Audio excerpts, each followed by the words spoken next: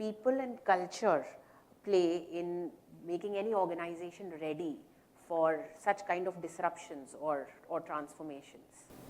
With people and culture as a background, there are 4 E's that I would typically embrace, which I think work during a transformative phase, and I will kind of stitch this together when I tell you my experience. The first E is evangelize. We need to obviously tell people, convince them why transformation is necessary, what is it going to bring in at the end of the day, and they have nothing to fear. So that is one side of it. The second is empower. If you are going to transform, you will have to also empower your people to take the right calls so that they can carry the agenda that you laid down for them to follow. Third is, which is very important, and I'm sure all of you will agree here, is emote and empathize.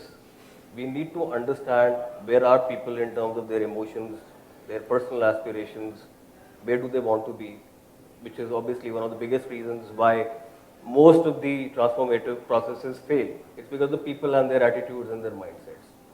And the last one is eliminate. Eliminate roadblocks, not people. Okay, so these are the 4 E's that I think work pretty well if you consider people and culture in general. So this is where, when I'm going to stitch those 4 E's together.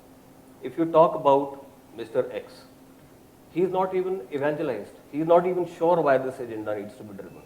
So the most important thing is we need to convince people that there is need for transformation and it is good for each one of us. The second person says, I was doing a great job. That means we did not emote or empathize with him. He has resentment. He feels that the job he's been given is below him. He was doing a great job and we moved him as a demotion. So this is the second part. The third gentleman says, I don't understand numbers. Right? So it is an empowerment issue. You're asking somebody to run an agenda which they have no skill sets for. They are not empowered to do that. And the fourth person says that we are having to do all the fighting ourselves, which means that they are not getting the support or somebody who is going to remove those roadblocks. So this is the learning that came out of there. And then finally we formed a committee. And now is the rosy picture emerging over the next few months.